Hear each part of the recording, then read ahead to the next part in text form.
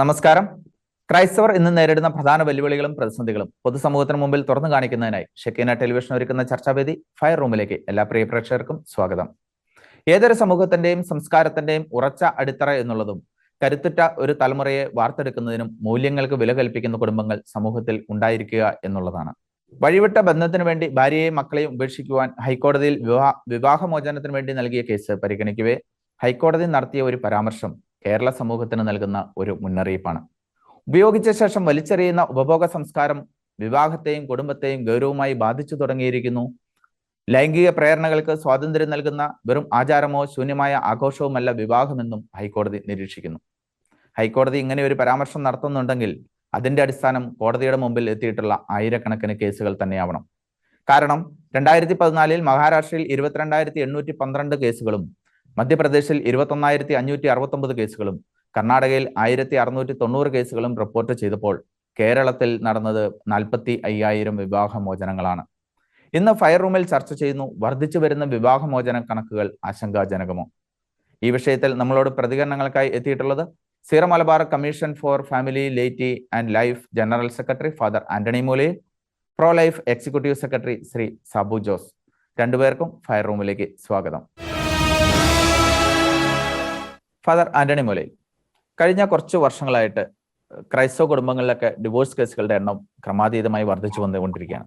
കേരളം തന്നെ ഡിവോഴ്സ് കേസുകളിൽ ഏറ്റവും മുന്നിട്ട് നിൽക്കുന്ന ഒരു സംസ്ഥാനമായി മാറിക്കൊണ്ടിരിക്കുകയാണ്. അത് എല്ലാ സമുദായങ്ങളിലുമുണ്ട്.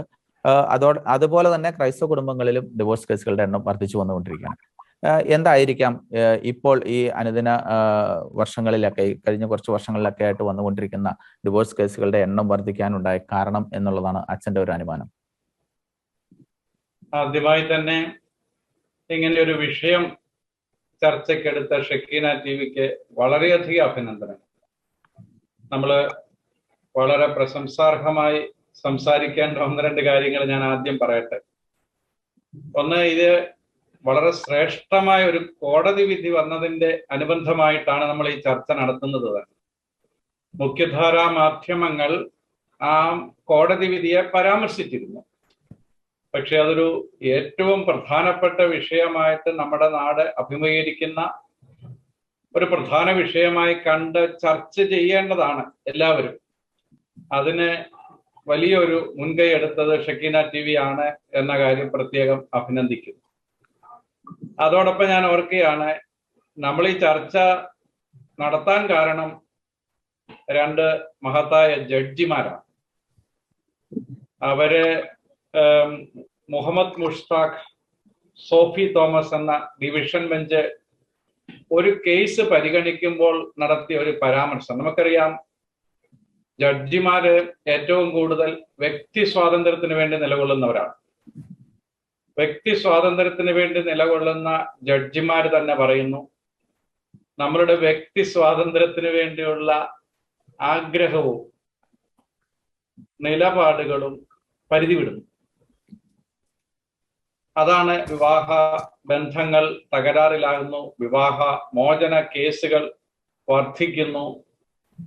യൂസ് ആൻഡ് ത്രോ, ഉപയോഗിച്ച ശേഷം വലിച്ചെറിയുന്ന ആ ഉപഭോഗ സംസ്കാരം കുടുംബങ്ങളെയും വിവാഹത്തെയും ഗൗരവമായി ബാധിച്ചു തുടങ്ങിയിരിക്കുന്നു എന്ന വളരെ അലാമിംഗ് ആയിട്ടുള്ള ഒരു നിരീക്ഷണമാണ് ഈ ജഡ്ജിമാർ നടത്തിയത്. അതുകൊണ്ട് അവരുടെ മുമ്പിൽ വളരെ വിനീതമായ ഒരു അഭിവാദനം അർപ്പിക്കുന്നു. കാരണം നമ്മളെ ഇതിലേക്ക് ഒരു വെളിച്ചം വീശിയത്. ലിവിങ് ടുഗദറുകൾ വർദ്ധിക്കുന്നു. ഇങ്ങനെ ഏതു നേരവും വേറെ പിരിയാവുന്ന കൂടി വർദ്ധിക്കുന്നു. കുടുംബത്തിനും വിവാഹത്തിനും വേണ്ടിയുള്ള ഒരു കുടുംബക്ഷേമ സെന്റർ, നാശരിയിലുള്ള സെന്ററിൽ ഞാനും അധ്യാപകനുമാണ് അവിടെ ശുശ്രൂഷയുള്ളത്. നമ്മളുടെ ഈ വിവാഹ കോടതികൾ വളരെ നല്ല ജഡ്ജിമാർ നമുക്കുണ്ട്. അവര് ഈ കാന എന്ന് പറയുന്ന ആ ചങ്ങനാശ്ശേരിയിലെ സെന്ററിലേക്ക് ഇവരെ പറഞ്ഞു വിടും. പല കുടുംബ കോടതികളിൽ നിന്നിട്ട് ഒരു വട്ടം കൂടി ഒന്ന് ശ്രമിച്ചിട്ട്, നിങ്ങൾക്ക് പിരിയണമെന്ന് നിർബന്ധമാണെങ്കിൽ ഒരു വട്ടം കൂടി ശ്രമിക്കണം. അങ്ങനെ ജാഗ്രത പുലർത്തുന്ന ജുഡീഷ്യറി നമുക്ക് ഉണ്ടെന്നുള്ളതും വളരെ സന്തോഷകരമായ കാര്യമാണ്. എല്ലാ പ്രതിസന്ധികളിലും, എല്ലാ പരാജയങ്ങളിലും, എല്ലാ ബുദ്ധിമുട്ടുകളിലും, സഹനങ്ങളിലുമൊക്കെ ഈ കുടുംബമാണ് പരമമായ മൂല്യം എന്ന് പറഞ്ഞ് കുടുംബത്തെ ചേർത്ത് പിടിക്കുന്ന നമ്മളുടെ നല്ല മാതാപിതാക്കളെയും മക്കളെയും സഹോദരങ്ങളെയും അവരോടും നമ്മൾ ഐക്യദാർഢ്യം പ്രഖ്യാപിക്കേണ്ടതുണ്ട്, സന്തോഷത്തോടെ ഓർമ്മിക്കേണ്ടതുണ്ട്. അതാണ് മഹാഭൂരിപക്ഷം കുടുംബങ്ങൾ. നമ്മളിപ്പോൾ ചിന്തിക്കുന്നത് എന്തുകൊണ്ട് ഇങ്ങനെ ഈ വിവാഹമോചനം അല്ലെങ്കിൽ ഈ തൊലിപ്പുറത്തെ ഒരു ബന്ധം മാത്രമായിട്ട് വിവാഹങ്ങൾ ചുരുങ്ങുന്നു എന്നുള്ളതാണ്. മുമ്പ് നമ്മൾ പറഞ്ഞതുപോലെ ആ യൂസ് ആൻഡ് ത്രോ സംസ്കാരം എന്തുകൊണ്ട് വളരുന്നു? അമിതവൽക്കരിക്കപ്പെടുന്ന ഒരു വ്യക്തി സ്വാതന്ത്ര്യമുണ്ട്. സ്വാതന്ത്ര്യത്തിന് തീർച്ചയായും പരിധികൾ ആവശ്യമില്ല. സ്വാതന്ത്ര്യം മൗലിക അവകാശമാണ്. പക്ഷെ വ്യക്തി സ്വാതന്ത്ര്യം പരിശുദ്ധ മാർപ്പാപ്പ പറയുന്നത് പോലെ മഹത്തായ ലക്ഷ്യങ്ങളോ ഉദാത്തമായ സ്വപ്നങ്ങളോ ഇല്ലാത്ത വ്യക്തി സ്വാതന്ത്ര്യം അത് ഏകദേശം ഒരു ഭീകരവാദം തന്നെയാണ്. ഈ വ്യക്തി സ്വാതന്ത്ര്യം അമിതവൽക്കരിക്കപ്പെടുമ്പോൾ നമുക്ക് എന്തും ഈ നമ്മളുടെ സ്വകാര്യ സന്തോഷത്തിനുള്ള മാർഗമായിട്ട് ചുരുക്കും. അപ്പോൾ നമ്മൾ മൂല്യങ്ങളെ പറ്റി മറന്നുപോകും. നമുക്കറിയാം, നമ്മൾ കേരളത്തെ ഗോഡ്സ് ഓൺ കൺട്രി എന്ന് വിളിച്ചത് ഇവിടുത്തെ പ്രകൃതി രമണീയത കൊണ്ട് മാത്രമൊന്നുമല്ല, അതിലൊരു നമ്മുടെ കുടുംബ ബന്ധങ്ങളുടെ ആ ഒരു ശക്തി കൊണ്ടാണ്. നമ്മളെ കുടുംബങ്ങൾ എന്ത് സന്തോഷമായിട്ടാണ് ജീവിച്ചത്, ഇപ്പോഴും തുടരുന്നുണ്ട്. ആ ഭാരത സ്ത്രീകൾ തൻ ഭാവശുദ്ധി എന്ന് പറഞ്ഞതും സ്ത്രീകളെ മാത്രമല്ല നമ്മളെ കുടുംബങ്ങളുടെ ആ പരമമായ മൂല്യമുണ്ടായിരുന്നു. ആ കുടുംബ ബന്ധങ്ങൾ ഉയർത്തിപ്പിടിക്കാൻ നമ്മൾ പുലർത്തിയ ജാഗ്രത. പക്ഷെ ഇപ്പോൾ കുറവുകൾ ഉണ്ടാകുന്നു. പൂർണ്ണമായും വീഴ്ചകൾ ഉണ്ടായി എന്നല്ല, അത് നമ്മൾ ഗൗരവപൂർവ്വം ചിന്തിക്കുന്നതാണ്. ഒന്ന്, ഈ വ്യക്തി സ്വാതന്ത്ര്യം. മറിച്ച് രണ്ടാമത് ചിന്തിക്കേണ്ടത് ഫ്രാൻസിസ് മാർപ്പാപ്പ തന്നെ പറയുന്നത് പോലെ ഈ നാർസിസിസം, അത് സ്വയം സ്നേഹം. എന്നെ മാത്രം ഞാനിങ്ങനെ സ്നേഹിക്കാൻ തുടങ്ങിയാൽ എനിക്ക് ബാക്കിയുള്ളതൊന്നും മൂല്യമുള്ളതായി തോന്നത്തില്ല. എൻ്റെ സഹോദരന്, എൻ്റെ ജീവിത പങ്കാളിക്ക്, എൻ്റെ മക്കൾക്ക് ഞാൻ വില കൊടുക്കില്ല. അപ്പൊ എനിക്ക് സുഖിക്കണം, എനിക്ക് സന്തോഷിക്കണം, തിന്നുക, കുടിക്കുക, ആനന്ദിക്കുക എന്ന് ബൈബിളിൽ പറയുന്ന പോലെ ഒരു ചിന്ത, അത് ഒരു അമിതമായ വ്യക്തി സ്നേഹമാണ്. അമിതമായ വ്യക്തി സ്നേഹം നമുക്ക് തകർക്കാൻ സാധിക്കുന്നത് മറ്റുള്ളവർക്ക് കൂടി മൂല്യം കൊടുക്കുമ്പോഴാണ്. ഞാൻ മുമ്പ് പറഞ്ഞ പോലെ പരമമായ മൂല്യം കുടുംബം തന്നെയാണ്. കുടുംബത്തിന് പകരം വയ്ക്കാൻ മറ്റൊന്നുമില്ല. ഓക്കെ, വ്യക്തമാണ്. ഞാൻ ശ്രീ സാബു ജോസിലേക്ക് വരികയാണ്. നമുക്ക് ചില കണക്കുകൾ ഞാനിവിടെ ഒന്ന് റെഫർ ചെയ്യാൻ ആഗ്രഹിക്കുകയാണ്. 2006 കേരളത്തിൽ നടന്നിട്ടുള്ള ഡിവോഴ്സ് കേസുകൾ 8456 കേസുകളാണ്. 2009 ആയപ്പോഴത്തേക്കും 11,194 കേസുകളായി. 2012 ആയപ്പോഴത്തേക്കും 44,236 കേസുകളോളം. അങ്ങ് പ്രോലൈഫ് എക്സിക്യൂട്ടീവ് സെക്രട്ടറി എന്നുള്ള നിലയ്ക്ക് പ്രവർത്തിക്കുന്ന ഒരു വ്യക്തി കൂടിയാണ്. നമ്മുടെ ക്രൈസ്തവ കുടുംബങ്ങളിലൊക്കെ കുടുംബജീവിതത്തിന്റെ പ്രാധാന്യത്തെ പറ്റിയും കുട്ടികളുടെ പ്രാധാന്യത്തെ പറ്റിയൊക്കെ നിരവധിയായിട്ടുള്ള അവയർനെസ് ക്ലാസ്സുകളൊക്കെ കൊടുക്കുന്ന ഒരു വ്യക്തിയും കൂടിയാണ് താങ്കൾ. പക്ഷെ ഞാൻ നേരത്തെ പറഞ്ഞ കേസുകൾ ക്രൈസ്തവരുടെ ഡിവോഴ്സ് കേസുകളല്ല, കോമൺ ആയിട്ടുള്ള എല്ലാവരെയും അടങ്ങുന്ന ഒരു കേസുകളാണ്. പക്ഷെ ക്രൈസ്തവരിലും ഡിവോഴ്സ് കേസുകളുടെ എണ്ണം വർദ്ധിച്ചു തന്നെയാണ് വരുന്നത്. അച്ഛൻ നേരത്തെ പറഞ്ഞതുപോലെ സ്വന്തം കാര്യത്തിലേക്ക് മാത്രം ഫോക്കസ് ചെയ്ത് പോകുന്ന ഒരു കുടുംബജീവിതം വരുമ്പോഴാണ് ഡിവോഴ്സ് കേസുകളൊക്കെ വർദ്ധിക്കുന്നത്. പ്രോലൈഫിന്റെ പശ്ചാത്തലത്തിൽ, പ്രോലൈഫ് പ്രവർത്തനങ്ങളുടെ പശ്ചാത്തലത്തിൽ നിന്ന് അങ്ങക്ക് എന്താണ് ഈ കാര്യത്തിൽ പറയാനുള്ളത്? നേരത്തെ അച്ഛൻ സൂചിപ്പിച്ച പോലെ മനോഹരമായ ഒരു വിഷയം ശ്രദ്ധേയമായ അവതരിപ്പിക്കുന്ന ഈ നല്ല നിമിഷങ്ങൾക്ക് ഞാൻ സന്തോഷപൂർവ്വം അനുമോദനം അർപ്പിക്കുകയാണ്. നമുക്ക് ചർച്ചകളിലൂടെ നമ്മുടെ ആശയങ്ങൾ സംവേദനം ചെയ്യാം. ക്രൈസ്തവ കുടുംബങ്ങൾ അല്ലെങ്കിൽ കത്തോലിക്ക കുടുംബങ്ങൾ വിവാഹമോചനം വർദ്ധിക്കുന്നു എന്നുള്ള ഒരു കാഴ്ചപ്പാട് എനിക്കില്ല. സമൂഹത്തിൽ പൊതുവെ ഉണ്ടാകുന്നത് പോലെ തന്നെയുള്ള ചില സ്വാധീനങ്ങൾ ക്രൈസ്തവ കുടുംബങ്ങളിലും കടന്നു വന്നേക്കാം.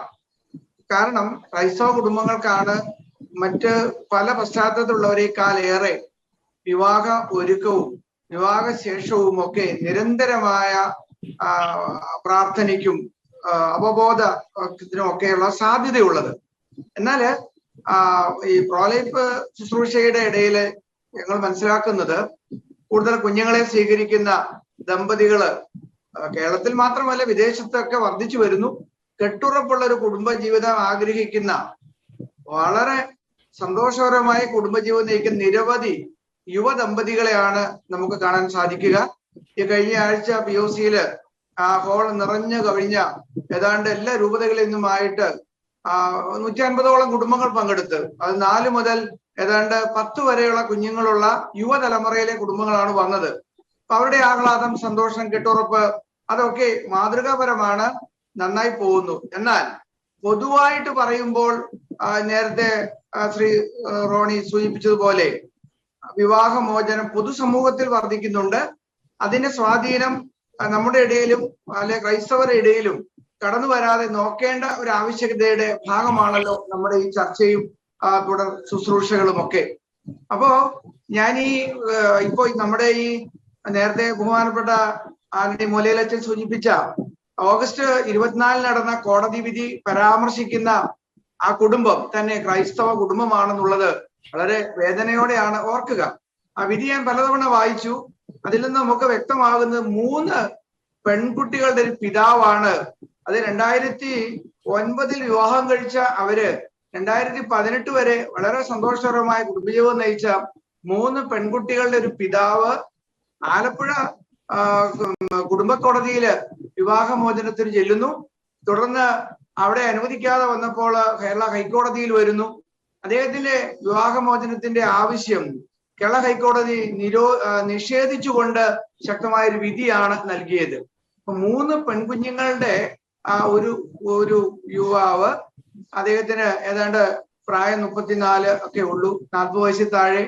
അപ്പൊ ഈ യുവ ദമ്പതികൾ 3 കുഞ്ഞുങ്ങളെ സ്വീകരിച്ച അയാൾ ആ കോടതി വിധി നമ്മൾ വായിക്കുമ്പോൾ മറ്റൊരു ഒരു യുവതിയുമായിട്ടുള്ള അവിഹിത ബന്ധത്തെ തുടർന്ന് 3 കുഞ്ഞുങ്ങളുടെ അമ്മയെ ഉപേക്ഷിച്ച് അദ്ദേഹം മറ്റൊരു സ്ത്രീയെ സ്വീകരിക്കുവാനാണ് ശ്രമം നടത്തിയത് എന്ന് ആ വിധിയുടെ പല ഭാഗത്തും പറയുന്നുണ്ട്. മാത്രമല്ല ഈ യുവാവിന്റെ അമ്മ തന്നെ ആ മകനെതിരെ സാക്ഷി നൽകിയിട്ടുണ്ട്. അപ്പം കെട്ടുറപ്പ് നമ്മുടെ കുടുംബങ്ങളിൽ കുറഞ്ഞു വരുന്നു, അല്ലെങ്കിൽ സാമൂഹ്യ സ്വാധീനങ്ങൾ കുടുംബങ്ങളെ സ്വാധീനിക്കുന്നുണ്ട്. വിവാഹം, കുടുംബജീവിതം ഒക്കെ ശിഥിലമാകുന്നു എന്നതിന്റെ സൂചനയാണ് അതുള്ളത്. അപ്പൊ തീർച്ചയായിട്ടും അത് ഒറ്റപ്പെട്ട തര സംഭവമായിട്ട് വേണം നമുക്ക് പറയാമെങ്കിലും നമ്മുടെ യുവ ദമ്പതികൾക്കിടയില് സാമൂഹ്യപരമായ മാറ്റങ്ങള്, അവരുടെ കാഴ്ചപ്പാടുകളിലുള്ള വൈരുദ്ധ്യമൊക്കെ ഈ കെട്ടുറപ്പുള്ള കുടുംബ ബന്ധങ്ങളെ നഷ്ടപ്പെടുത്തുന്നുണ്ട്. ദൈവത്തിന്റെ സ്വന്തം നാട് എന്ന് പറയുന്ന കേരളത്തില് ഊഷ്മളമായ കുടുംബജീവിതം ഉണ്ടെന്ന് പറഞ്ഞുകൊണ്ടാണ് കോടതി വിധി ജസ്റ്റിസ് സോഫി തോമസ് ആ വിധി എഴുതിയിരിക്കുന്നത്. ഒപ്പം തന്നെ വഴിതെറ്റിയ ജീവിത വ്യവസ്ഥ, തകരുന്ന ബന്ധങ്ങൾ, അവിഹിത ബന്ധങ്ങളൊക്കെ വർദ്ധിച്ച ഈ നമ്മുടെ സാമൂഹ്യ വ്യവസ്ഥതയ്ക്ക് തന്നെ വലിയ നഷ്ടം വരും. അത് വേദനാജനകമാണെന്നുള്ള ഒരു സാമൂഹ്യ നിരീക്ഷണം കോടതി മുന്നോട്ട് വെക്കുമ്പോൾ അത് ചർച്ച ചെയ്യണം, ആവർത്തിച്ച് വിശകലനം ചെയ്യണം. മാത്രമല്ല അതിന് പ്രതിപ്രവർത്തനങ്ങൾ എല്ലാ സമുദായവും സഭയും ചെയ്യണം എന്നുള്ള സാധ്യതയാണത്. അപ്പം ഞാൻ സൂചിപ്പിക്കുക, കെട്ടുറപ്പുള്ള കുടുംബ ബന്ധങ്ങൾ ധാരാളം ഉള്ളപ്പോഴും ഒറ്റപ്പെട്ട ഈ സംഭവങ്ങൾ ാനുള്ള ഒരു ശ്രമത്തിന്റെ ഭാഗമാണ് നമ്മുടെ ഈ ചർച്ചയും തുടർന്നുണ്ടാകേണ്ട പ്രവർത്തനങ്ങൾ എന്ന് ഞാൻ വിശ്വസിക്കുന്നു. Thank you. ഓക്കെ, വ്യക്തമാണ്. ഫാദർ ആന്റണി മൂലയിൽ, അങ്ങ് Syro Malabar commission for family, laity and ലൈഫിന്റെ ജനറൽ സെക്രട്ടറിയാണ്. അതുകൊണ്ട് തന്നെ കുടുംബജീവിത ഭദ്രതയുള്ള കുടുംബജീവിതങ്ങൾ കെട്ടിപ്പൊക്കുന്നതിൽ അങ്ങേക്ക് വളരെയധികം പങ്ക് വഹിക്കാനുണ്ട്. നമ്മൾ പ്രീമാരിറ്റൽ കോഴ്സുകൾ നടത്തുന്നുണ്ട്, പിന്നെ മാരേജിന് ശേഷമുള്ള ഇവർക്കുള്ള ബോധവൽക്കരണ ക്ലാസ്സുകളും ഒക്കെ നൽകുന്നുണ്ട്.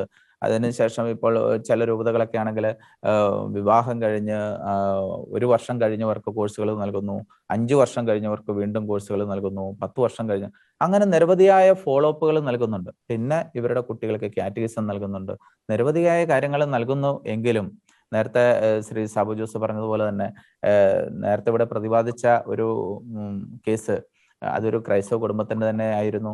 അവർക്കുണ്ടായ ഒരു അവിഹിത ബന്ധത്തിന്റെ പേരിലാണ് ഡിവോഴ്സ് കേസിന് പോയിട്ടുള്ളത്. അപ്പം ഇത്തരം കാര്യങ്ങൾ ഒരു മൂല്യച്യുതി വന്ന കുടുംബങ്ങൾക്ക് എങ്ങനെയാണ് നല്ലൊരു സൊസൈറ്റിയെ കെട്ടിപ്പടുക്കാൻ സാധിക്കുക? പക്ഷെ ക്രൈസ്തവ കുടുംബങ്ങളിലും നമ്മൾ ഇത്രയധികം ബോധവൽക്കരണങ്ങളൊക്കെ കൊടുത്തിട്ടും ഇതിന് ഇപ്പോഴും ആ ഒരു നല്ല മൂല്യമുള്ള കുടുംബങ്ങളെ സൃഷ്ടിച്ചെടുക്കുന്നതിൽ യുവാക്കളിൽ അത്തരം സ്വാധീനം ചെലുത്തുവാൻ ഇത്തരം പ്രവർത്തനങ്ങൾക്ക് സാധിക്കുന്നുണ്ടോ ഇല്ലയോ? എന്താണ് അങ്ങയുടെ അഭിപ്രായം? നമ്മുടെ നല്ലതുപോലെ വിലയിരുത്തേണ്ട ഒരു കാര്യമാണ് അവതാരകൻ പറയുന്നത്. വിവാഹ ഒരുക്ക കോഴ്സുകള് മിക്കവാറും ഏകദേശം നിർബന്ധം പോലെയാണ്. അതുകൊണ്ട് എല്ലാ കുട്ടികളും കൂടുന്നുണ്ട്. ഒരു കുട്ടിയും അല്ലെ ഒരു ദമ്പതിയും സന്തോഷകരമായ ഒരു കുടുംബജീവിതം ആഗ്രഹിക്കാതെ ആ കോഴ്സ് കൂടുന്നില്ല. അവരുടെ കുടുംബം ഏറ്റവും സന്തോഷകരമായിരിക്കും, ആകണം എന്ന പ്രതീക്ഷയോടെയാണ് ആ ഒരുക്കത്തിന് കൂടുന്നതും വേദപാഠം കേൾപ്പിക്കുന്നതും വിവാഹത്തിലേക്ക് പ്രവേശിക്കുന്നതും.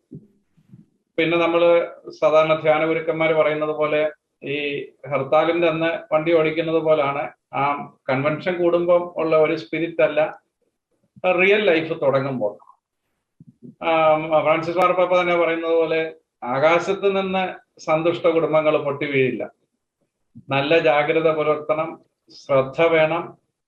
തീർച്ചയായിട്ടും ജാഗ്രത പുലർത്തേണ്ടത് അവർ മാത്രമല്ല, മാതാപിതാക്കളുണ്ട്, അജപാലകരുണ്ട്.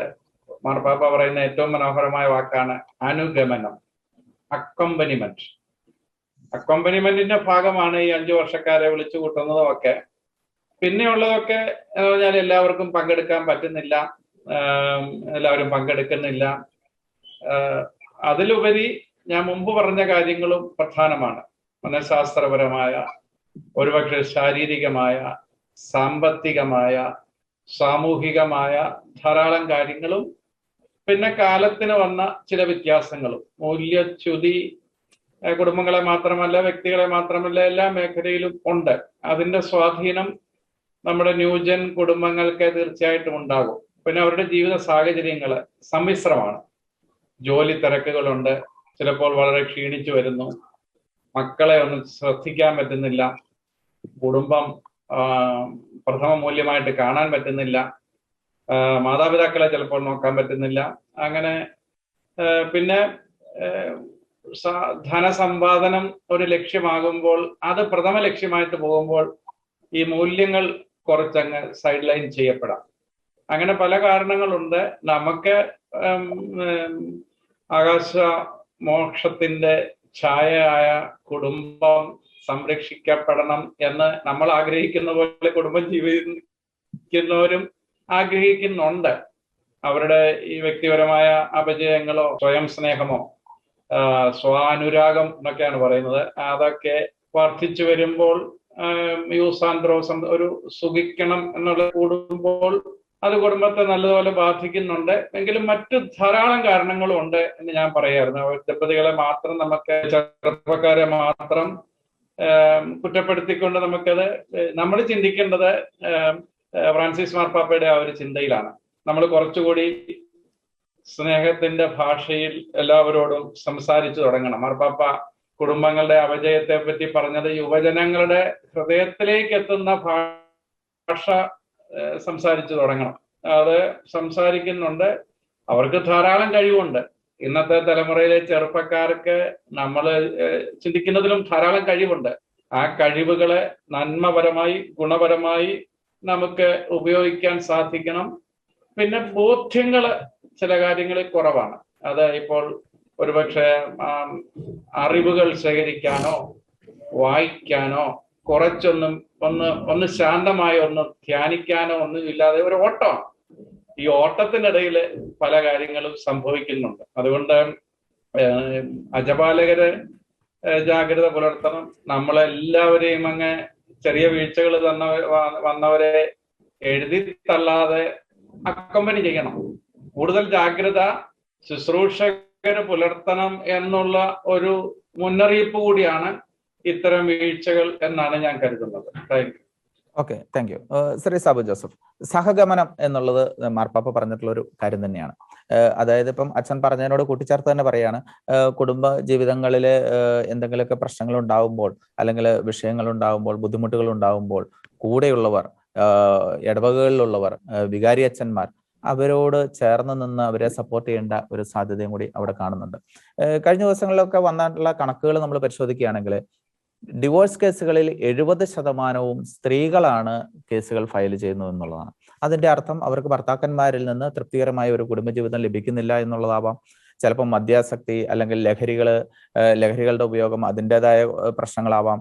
ചിലപ്പോൾ കുട്ടികളെ പരിപാലിക്കുന്നതിൽ ഭർത്താക്കന്മാരുടെ പങ്കാളിത്ത കുറവുണ്ടാവാം. കാരണം ഇപ്പോൾ പണ്ടത്തെ പോലെ വലിയ ഫാമിലികളൊന്നും ഇല്ല, ന്യൂക്ലിയർ ഫാമിലികളാണ്. അപ്പോൾ ഭാര്യയും ഭർത്താവും ഒക്കെ ഒരുമിച്ച് നിന്നാൽ മാത്രമാണ് കുടുംബജീവിതം സന്തോഷകരമായി കൊണ്ടുപോകാൻ സാധിക്കുകയുള്ളൂ. ചിലപ്പോൾ അത്തരം കാര്യങ്ങളാകാം. എന്നാൽ ഭർത്താക്കന്മാരുടെ വശത്ത് നിന്ന് നോക്കുകയാണെങ്കിൽ ഭർത്താക്കന്മാർക്ക് ഇപ്പം നേരത്തെ പറഞ്ഞതുപോലെ തന്നെ സമ്പാദ്യം കണ്ടെത്തുക എന്നുള്ളത് ഒരു വലിയ വിഷയമാണ്. ഭാര്യമാരും ഒപ്പം തന്നെ നിൽക്കുന്നുണ്ട് എങ്കിൽ പോലും അത്തരം ചില ടെൻഷനുകളും അവർക്കുണ്ടാവുമ്പോൾ ഇത്തരം കാര്യങ്ങളിലൊക്കെ അവരെ കൂട്ടിയോജിപ്പിച്ച് പോവേണ്ടത് അല്ലെങ്കിൽ അവർക്ക് കൃത്യമായ ഫോളോ അപ്പുകൾ നൽകേണ്ടത് ആരാണ്? നമ്മൾ ഇപ്പോൾ ഡിവോഴ്സ് കേസുകൾ വർദ്ധിക്കുന്നു അല്ലെങ്കിൽ ഇങ്ങനെയൊക്കെ നടക്കുന്നു എന്ന് പറഞ്ഞതുകൊണ്ട് മാത്രം കാരണമായില്ല. നമുക്ക് എന്ത് പരിഹാര മാർഗങ്ങൾ അല്ലെങ്കിൽ സഭയുടെ തലത്തിൽ ഇനി നമ്മൾ മുന്നോട്ട് കണ്ടെത്തേണ്ടതുണ്ട്? എന്താണ് അങ്ങേക്ക് പറയാനുള്ളത്? നമ്മുടെ വിവാഹത്തെ, ക്രൈസ്തവ വിവാഹം ഭൂമിയിലെ സ്വർഗമായിട്ടാണ്, അല്ലെങ്കിൽ നമ്മുടെ കരാറല്ല ക്രൈസ്തവ വിവാഹം. മറ്റ് പല ഒരു കോൺട്രാക്റ്റും അല്ല, ഇതൊരു ഉടമ്പടിയാണ്, ഉദാശയാണ്. അതേക്കുറിച്ച് അച്ഛൻ വിശദീകരിക്കുമെന്നാണ് എന്റെ പ്രതീക്ഷ. ഞാൻ ഈ സൂചിപ്പിക്കുന്നത്, ഇവിടെ വിവാഹത്തിന് മുമ്പ് നമുക്ക് പല പരിശീലനങ്ങളുണ്ട്. കുടുംബങ്ങളാണ് ഏറ്റവും നല്ല പരിശീലന വേദി. നല്ല കുടുംബങ്ങളിൽ നല്ല കുടുംബങ്ങൾ രൂപക്കൊള്ളും. ഒപ്പം തന്നെ സഭയുടെ നേരത്തെ അച്ഛൻ സൂചിപ്പിച്ചുള്ള പരിശീലന സംവിധാനങ്ങൾ. എന്നാൽ വിവാഹശേഷം ഇവര് ഒരു സ്വപ്നങ്ങളോടെ വിവാഹത്തിൽ പ്രവേശിക്കുന്നവര് 3 മാസം 6 മാസം അല്ലെങ്കിൽ ഒരു കുഞ്ഞുണ്ടാകുന്ന സമയം വരെ അവര് പ്രത്യേകമായ ചില അവസ്ഥകളിലൂടെയാണ് കടന്നു പോകുക. അപ്പം ഈ കുഞ്ഞുങ്ങള് ഉണ്ടാകുന്നതിന് മുമ്പും 1-2 കുട്ടികൾ ഉണ്ടായതിനു ശേഷമുള്ള കൂട്ടായ്മകള്, പരിശീലനങ്ങള്, കൂടിച്ചേരലുകളൊക്കെ ഇടവകയുടെ അടിസ്ഥാനത്തിലും ഒക്കെ നമ്മള്, അതായത് ഉണ്ടായില്ലെങ്കിൽ ഇവര് പിന്നെ കൂടിച്ചേരുന്നത് ക്ലബ്ബുകളിലാണ്. അത് പുതിയ സംസ്കാരമാണ്.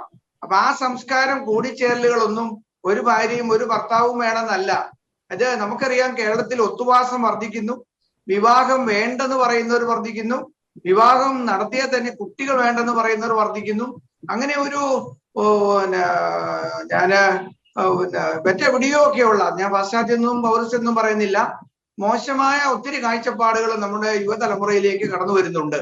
അങ്ങനെയുള്ളതിനിടയില് ഇവര് സഭ ഒരുക്കേണ്ട അല്ലെ മൂല്യാധിഷ്ഠിതമായ സംവിധാനങ്ങളുടെ കൂടിച്ചേരലും കൂട്ടായ്മയും വിവാഹശേഷം കൊച്ചു കുഞ്ഞുങ്ങളുള്ള കുടുംബങ്ങളടക്കം ലഭിക്കാതെ വന്നാൽ അവർ സൗഹൃദങ്ങളിലേക്ക് പ്രവേശിക്കും. ഇപ്പൊ നമുക്കറിയാം, ജോലി സ്ഥലങ്ങളില് വാട്സപ്പ്, ഫേസ്ബുക്ക് അല്ലെങ്കിൽ പൂർവ്വ വിദ്യാർത്ഥികളുടെ കൂട്ടായ്മയിലൂടെയൊക്കെ പഴയ സുഹൃത്തുക്കളും പുതിയ സുഹൃത്തുക്കളും ജോലി സ്ഥലത്തും ഒക്കെ കണ്ടുമുട്ടുന്നവരുമായുള്ള പ്രണയവും അവിഹിത ബന്ധവും തുടർന്നാണ് ഈ വിവാഹം. അല്ലെ, ഇപ്പൊ നമുക്ക് ഈ പ്രത്യേകമായ വിധി വായിക്കുമ്പോൾ വേദന തോന്നുന്നത്, 3 കുട്ടികൾ, അതും 2009 വിവാഹം കഴിച്ച് 3 കുഞ്ഞുങ്ങളെ അവർ 2011 മുമ്പ് സ്വീകരിച്ചു. അപ്രകാരം ഒരു നല്ല കുടുംബജീവിതം നയിച്ചിരുന്ന ഒരാള്, അയാൾ ഡൽഹിയിൽ ജോലി ചെയ്തു, വിദേശ സൗദിയിലാണ്. അയാൾക്ക് ഉണ്ടായ ഒരു പ്രണയത്തെക്കുറിച്ച്, അതിനു വേണ്ടിയാണ് ഈ 3 കുഞ്ഞുങ്ങളെയും അമ്മയെ ഉപേക്ഷിക്കുവാൻ അയാൾ തയ്യാറാകുക. അപ്പൊ നമ്മള് വിവാഹത്തിലൂടെ ഒരു ജീവിത പങ്കാളി മാത്രമല്ല, 2 കുടുംബങ്ങളാണ്, അവരിലൂടെ ഉണ്ടാകുന്ന കുഞ്ഞുങ്ങളുടെ സംരക്ഷണമാണ്. ഇപ്പൊ സ്നേഹത്തിന്റെ ഒരു കൂട്ടായ്മ നഷ്ടപ്പെടാതിരിക്കുവാൻ കുടുംബങ്ങൾ ശ്രദ്ധിക്കണം.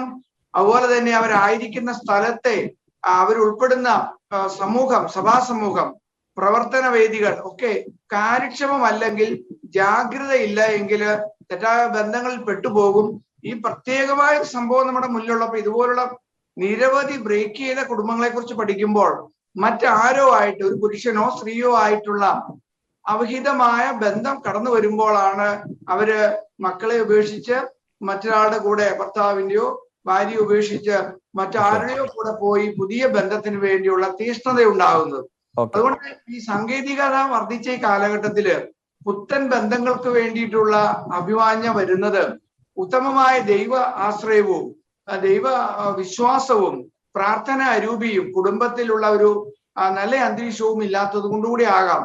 പിന്നെ സ്വഭാവം മാറുന്നതിന് പ്രത്യേക കാരണങ്ങൾ ചിലർക്ക് വേണ്ടായിരിക്കും. അതുകൊണ്ട് ഇപ്രകാരമുള്ള ഒരു വിശ്വാസത്തിന്റെ അടിത്തറയിൽ വളരുമ്പോഴും പ്രതികൂലമായ എന്താ പറയാ നമുക്ക് എതിർ സാക്ഷ്യങ്ങളായുള്ള അല്ലെ അനുകൂലമല്ലാത്ത സാഹചര്യങ്ങളിൽ നിന്നും അത് കണ്ടറിഞ്ഞു മാറുവാനുള്ള അവബോധവും വിശ്വാസത്തിന്റെ ഒരു ബോധ്യങ്ങൾ മാത്രമാണ് നമ്മെ അതിന് സഹായിക്കുക.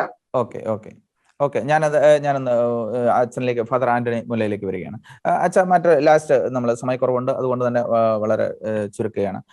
നമ്മൾ രണ്ട് കാര്യങ്ങൾ കൊണ്ട് അച്ഛന്റെ ശ്രദ്ധയിലേക്ക് വരികയാണ്. ഇപ്പൊ വിവാഹമോചിതരെ, ഇപ്പം പല കാരണങ്ങൾ കൊണ്ടായിരിക്കാം, ചിലപ്പം അവരുടെ ഭാഗത്തുനിന്നുണ്ടായ തെറ്റുകൾ കൊണ്ടായിരിക്കില്ല, കൃത്യമായ കാരണങ്ങൾ കൊണ്ടായിരിക്കാം വിവാഹമോചനം നേടിയ അവരെ സംരക്ഷിക്കേണ്ട തലത്തിൽ അവർക്ക് വേണ്ട ഓറിയന്റേഷനുകൾ, മുന്നോട്ട് ഇനിയും ഒരു കുടുംബജീവിതം നയിക്കേണ്ടതിന്റെ തലത്തിലുള്ള ഓറിയന്റേഷനുകൾ കൊടുക്കേണ്ടത് സഭാതലങ്ങളിൽ വേണ്ട ഒരു ഇടപെടലല്ലേ ഒന്ന്. രണ്ടാമത്, ലൈംഗികതയ്ക്കും പണസമ്പാദനത്തിനും മാത്രമായി ഇപ്പോൾ മനുഷ്യർ കൂടുതലായിട്ട് ഫോക്കസ് ചെയ്യപ്പെടുന്നുണ്ട്. അത്തരം കാര്യങ്ങളിലും കൃത്യമായ ഒരു ഓറിയന്റേഷൻ, ലൈംഗികതയ്ക്ക് അല്ല പ്രാധാന്യം, ലൈംഗികത കുടുംബജീവിതത്തിന്റെ ഒരു ഭാഗം മാത്രമാണ്, ലൈംഗികതയ്ക്ക് വേണ്ടി കുടുംബജീവിതം എന്നുള്ളതല്ല എന്നുള്ള തലത്തിലുമൊക്കെ ഒരു കൃത്യമായ ഓറിയന്റേഷൻ കൊടുക്കേണ്ടതല്ലേ. വളരെ ചുരുങ്ങിയ വാക്കുകൾ, നമുക്ക് സമയക്കുറവുണ്ട്, അതുകൊണ്ട് അച്ഛൻ്റെ വാക്കുകളിലേക്ക് പെട്ടെന്ന് പറയാം.